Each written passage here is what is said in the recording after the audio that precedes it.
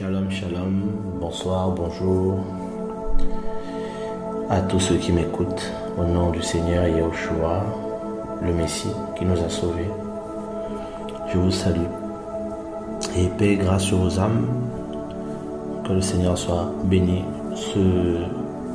J'aimerais partager avec vous une pensée sur l'égoïsme. Et on va partager sur l'égoïsme. Alors nous sommes le 25/05/2022. Il est minuit 37 à l'endroit où je me trouve. Seigneur, merci pour l'esprit. Merci pour la grâce. Merci pour le feu. Merci pour ton onction qui nous enseigne toutes choses. Béni soit ton nom et ouvre notre esprit. Bénis ton peuple qui m'écoute, Seigneur, dans tous les endroits où cet audio sera entendu. Que ton nom soit élevé. Merci pour tout. Ouvre notre intelligence, notre oreille, afin que nous soyons éclairés, que nous partageons cette parole par ton esprit et que ton peuple que nous soyons libérés. Voilà. Amen. Gloire au Seigneur Yahushua qui nous sauve, qui est mort à la croix pour nous. C'est lui qui compte, c'est lui qui est le plus important dans nos vies, c'est lui qui fait tout pour nous. Voilà, je veux parler aux enfants du Seigneur sur un point, un sujet, afin que chacun de nous puisse, via la parole, via les Écritures, prendre garde d'un fait, qui dans le monde grandit et en même temps dans le milieu aussi chrétien et souvent qui peut toucher nos cœurs. C'est quelque chose dont on ne parle vraiment jamais. C'est quelque chose dont on ne met jamais vraiment le doigt. Mais c'est quelque chose qui peut détruire beaucoup de choses, qui peut ruiner beaucoup de choses et qui souvent peut empêcher l'œuvre du Saint-Esprit dans le cœur de quelqu'un, ou dans une œuvre, dans une famille, dans un couple, et à cause de ce trait de caractère, de ce péché qui est l'égoïsme. Voilà. Sans plus tarder, j'aimerais prendre un verset dans la parole du Seigneur, un verset que beaucoup certainement connaissent, dans le livre de 2 Timothée 3 plutôt, à partir du verset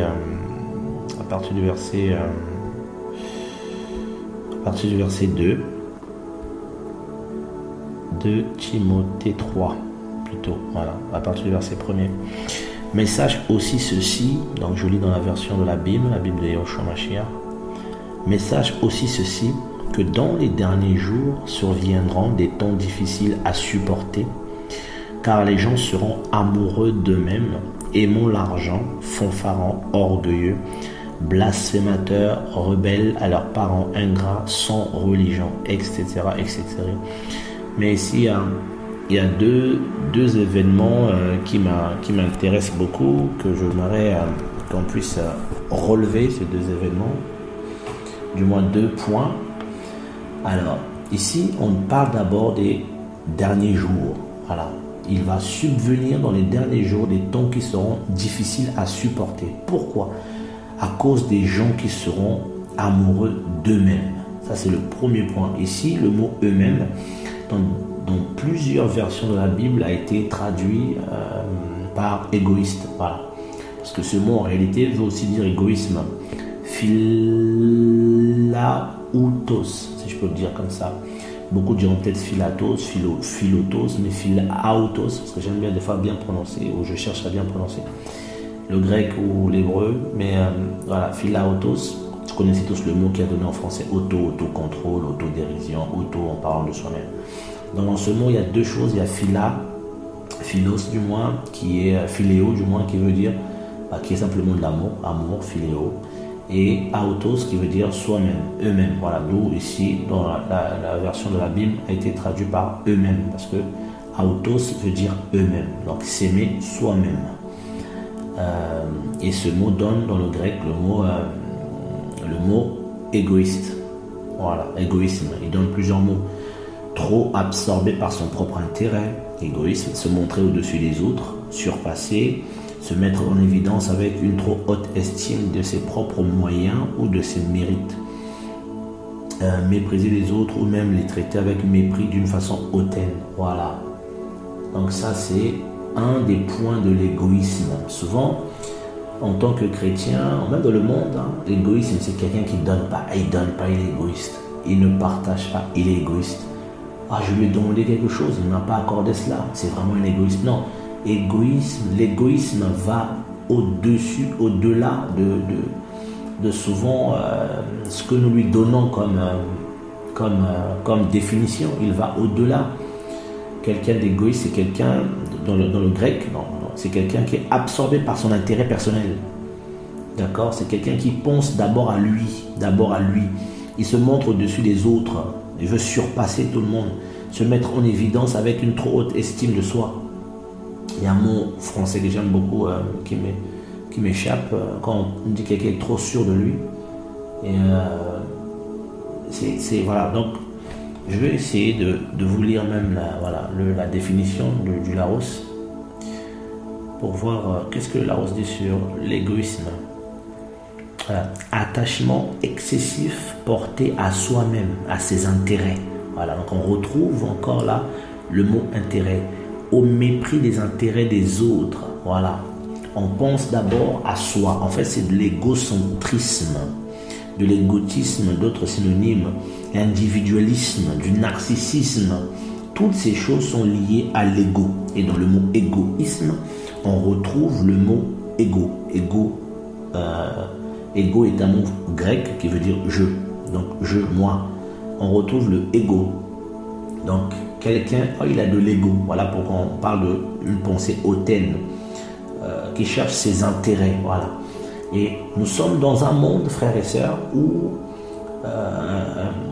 il suffit de voir. Et ici, Shaoul de Tarse n'a pas tort. Et c'est vraiment très biblique et très vrai. Il dit, mais sache ceci, aussi ceci, que dans les derniers jours surviendront des temps difficiles à supporter. Et frères et sœurs, nous sommes dans les derniers jours.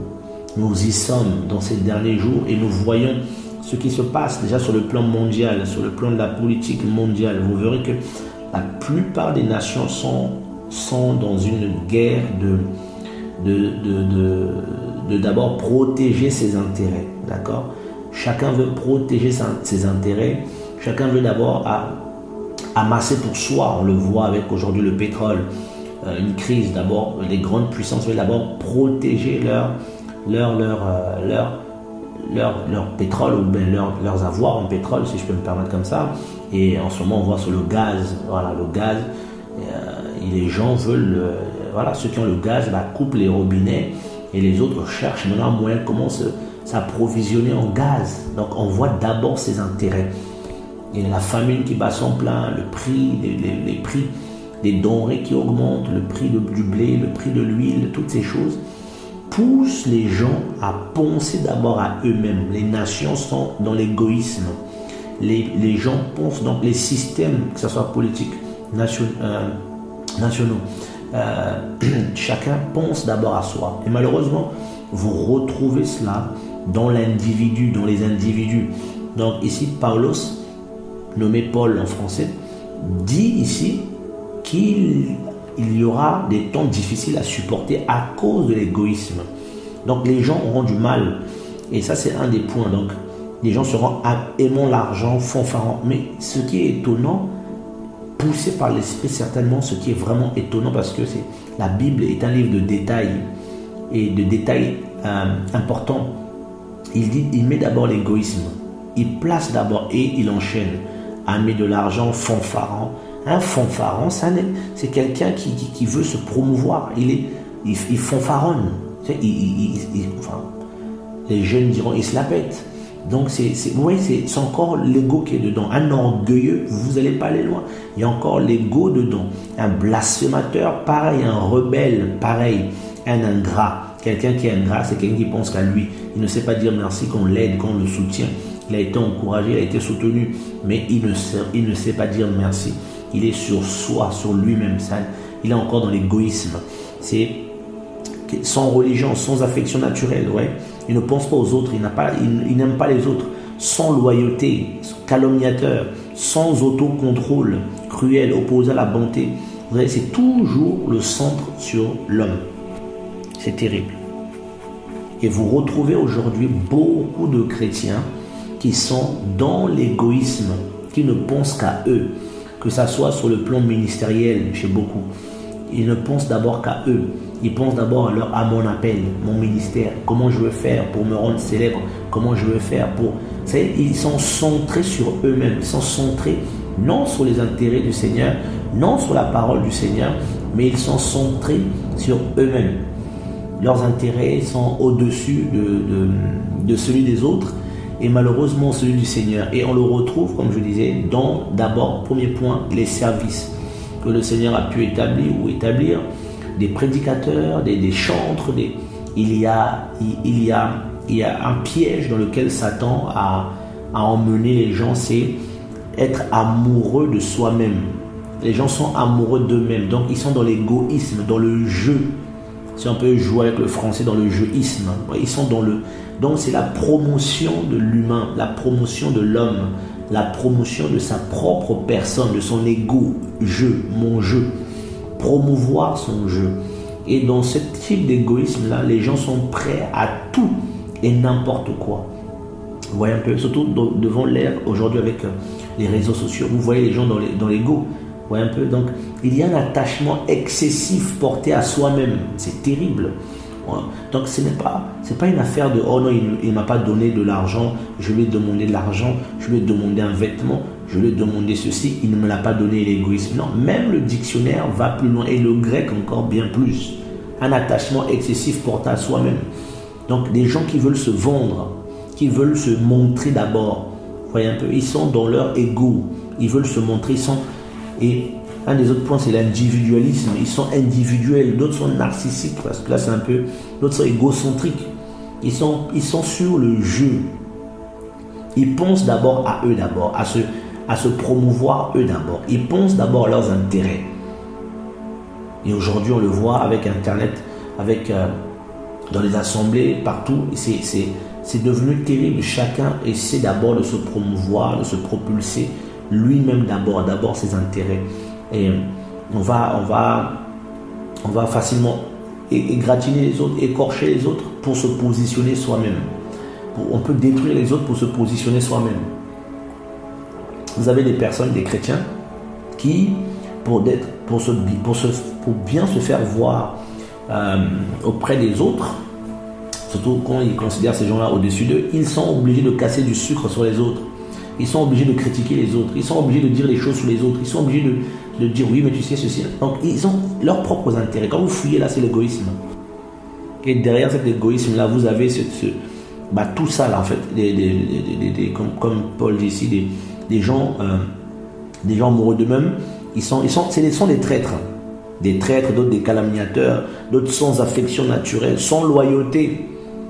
Tellement plongés sur eux-mêmes qu'ils n'ont pas de loyauté envers autrui et envers le Seigneur. Ils sont dans l'égoïsme. Ils pensent d'abord à eux, à leurs intérêts propres et non pas à celles des autres. Ils méprisent les autres. Ils ne pensent pas que ce que je dis là peut blesser l'autre. Ce que je fais là peut casser l'autre.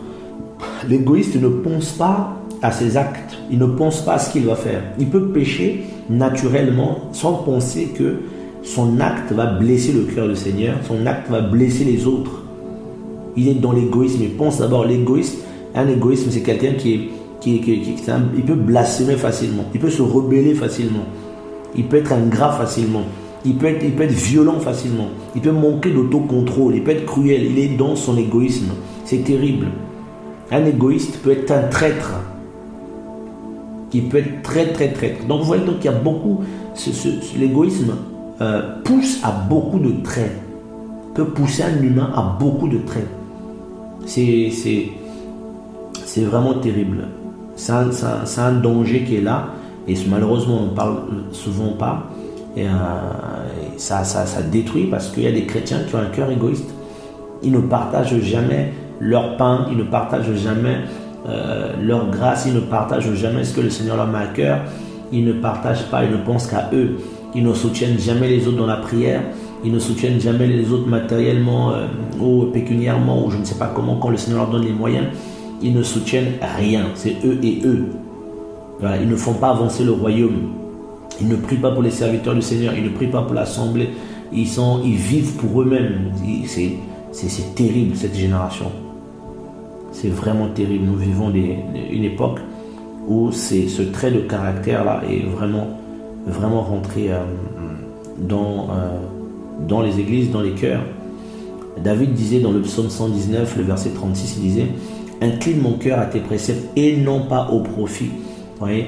Donc il y a des gens qui sont très profiteurs et qui vont chercher à d'abord se positionner eux-mêmes, et avec le temps, et surtout aujourd'hui, je bénis le Seigneur parce que je me dis, Seigneur, je me sens un peu plus isolé qu'avant, et c'est vraiment une grâce, et tu dis, waouh Seigneur, et tu vois beaucoup de choses, et tu fais le bilan de tout ça, et je me rends compte que voilà, j'ai fréquenté beaucoup de chrétiens, beaucoup de personnes, mais en réalité, il y a beaucoup de profits chez les chrétiens, beaucoup de profits, beaucoup d'égoïsme. On pense d'abord à soi. On peut tuer avec la langue, on peut blesser avec les mots, on peut casser parce qu'on veut d'abord soi-même se positionner, on veut d'abord soi-même se faire plaisir. Je veux la chose, je ne veux pas que toi tu l'aies, je veux moi l'avoir, et facilement on va détruire. Et oublions qu'un jour on sera jugé. Je vais prendre un autre passage de Paul. Paulos disait dans 1 Corinthiens 10, le verset 24, que je veux lire, que personne ne cherche son propre intérêt, mais que chacun cherche celui d'autrui. Ça, frère, aujourd'hui, c'est devenu rare. Des chrétiens qui cherchent l'intérêt des autres. Dans les nations, déjà, c'est quasi impossible. Et dans les assemblées aujourd'hui, dans les églises, beaucoup de chrétiens ne pensent plus à leurs frères, ne pensent plus à leurs sœurs. Rappelez-vous, je crois que c'est dans même dans Acte 2, dans 1 Corinthiens 16, 2 Corinthiens 9, si je ne m'abuse pas, Paul parlait aux chrétiens d'Achaïe, du moins d'Asie mineure. Il disait qu'il fallait qu'ils soutiennent leurs frères qui souffraient à Yerushalayim, en Israël, à Jérusalem. Ils étaient persécutés. Il leur demandait même de faire des collectes pour leur venir en aide. Les chrétiens de Jérusalem se soutenaient les uns les autres au point où ils avaient tout en commun. Je sais qu'aujourd'hui, faire forcément comme ça va être difficile aussi, c'est vrai. Je ne suis pas quelqu'un qui rêve, mais aujourd'hui, il y a beaucoup de choses, on peut entendre beaucoup de personnes qui souffrent. Les chrétiens, ce n'est pas leur problème. Ils peuvent entendre là-bas, il y a un problème. Même prier, il n'y a pas même se mobiliser pour dire on va soutenir, rien. On va aider là-bas, rien. On va aller visiter là-bas, rien. On va penser aux prisonniers, rien. On va penser aux malades, rien. Vous voyez un peu? Chacun vit sa vie en fait. Oh, c'est chacun pour soi, Dieu pour tous, comme on dit dans le monde. Non. Et dans les assemblées encore plus, on doit penser aux intérêts des autres et pas à son propre intérêt.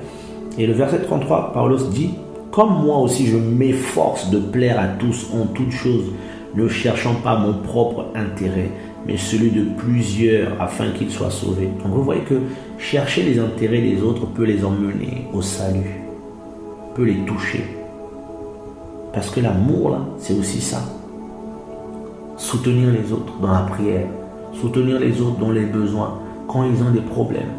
Je ne parle pas seulement d'arroser les gens d'argent, parce que souvent, beaucoup de chrétiens sont un peu tordus, pensent tout le temps à l'argent. Non, mais soutenir les frères et sœurs dans la présence humaine, dans la prière. Des fois, il y a des frères qui abandonnent la foi chrétienne parce qu'ils ont tellement de combats, mais ils ont tellement de souffrances, mais il n'y a personne pour les encourager. Personne, à part le Seigneur lui-même. Et des fois, ils disent: ah, si c'est ça l'assemblée, si c'est ça les chrétiens, moi, c'est bon, je vais rester chez moi. Mais beaucoup de chrétiens sont champions à trouver la sorcellerie chez les gens. Ah, j'ai reçu ça sur un tel, il est dans le péché. J'ai reçu ça sur un tel, c'est un sorcier. Cette femme, c'est une sorcière. Mais très peu de j'ai reçu que telle personne est dans la souffrance. Voilà, comment peut-on s'organiser pour aider ici? Comment peut-on s'organiser pour manifester la charité du Seigneur?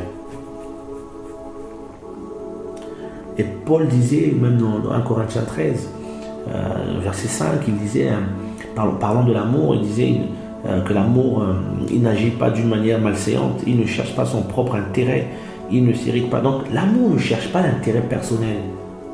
Et malheureusement, c'est devenu rare. Il y a beaucoup de chrétiens qui prétendent avoir l'amour du Seigneur, mais en réalité, très peu l'ont vraiment. À cause des œuvres que nous voyons, en réalité, très peu de chrétiens ont réellement dans leur cœur reçu l'amour du Seigneur. Très peu. Souvent, c'est beaucoup de cinéma. Beaucoup de oui, vraiment, j'ai senti ceci, j'ai senti cela.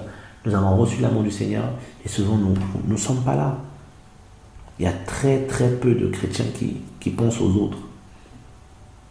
Malheureusement, et c'est un trait de caractère. Et je vais prendre notre passage, vous allez voir que celui qui manque d'amour peut être facilement égoïste. Alors, nous allons prendre un passage dans Philippiens. Philippiens 2. À partir de Philippiens 2, à partir du verset 2, je vais prendre, on y va.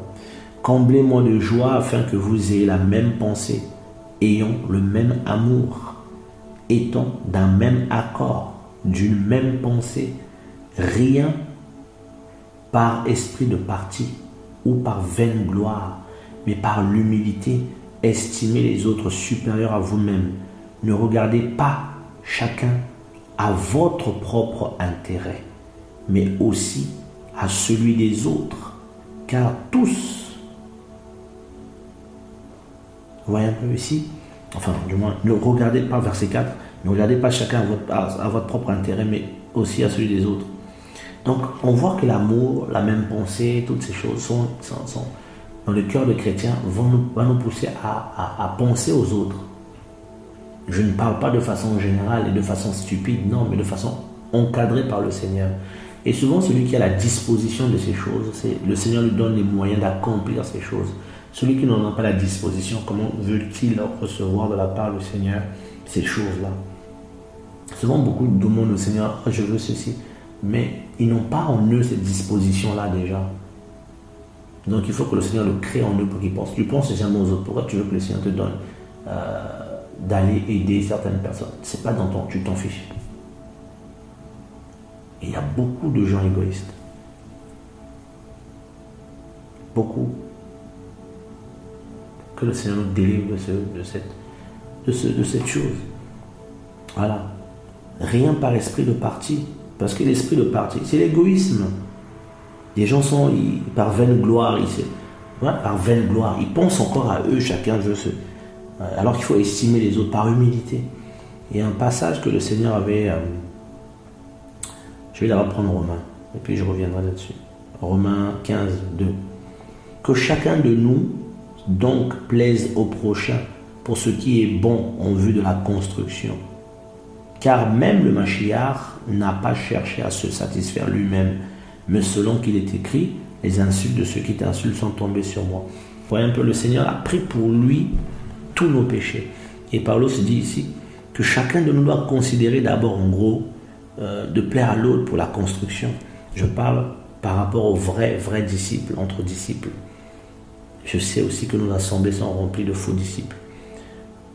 Mais entre disciples du Seigneur. Aujourd'hui, des fois, tu entends les chrétiens parler, c'est plus la suspicion qu'autre chose. Il y a vraiment un problème. Il y a vraiment un problème. Bon, ah non, moi, c'est mon appel, voilà, moi, le Seigneur m'a appelé, voilà, je suis dans mon coin, je fais mon œuvre, je fais l'œuvre que le Seigneur m'a donnée. Ouais, un peu, c'est des discours, des fois, très puérils, très enfantins. Je suis dans mon coin, oui, c'est bien. Mais on a un corps aussi. On est dans un royaume. On est dans un royaume. On est dans un royaume. On ne doit pas tomber dans un piège de demander aux gens de se repentir et des fois de ne pas manifester envers eux l'amour que le Seigneur a manifesté pour les gens. Il nourrissait les gens, guérissait les gens, lavait les pieds des gens. Il n'était pas centré sur lui-même. Pas du tout. Le Seigneur n'était pas centré sur lui-même. Il est mort pour tous, comme il est écrit, afin que ceux qui vivent ne vivent plus dorénavant pour eux-mêmes, mais pour celui qui est mort et ressuscité pour eux. Frère, nous ne vivons plus pour nous, nous vivons pour le Seigneur. Nous vivons pour le Seigneur. Et pour finir, je vais prendre un passage dans le livre de Marc. Marc 8, le verset 34. Le Seigneur dit ceci.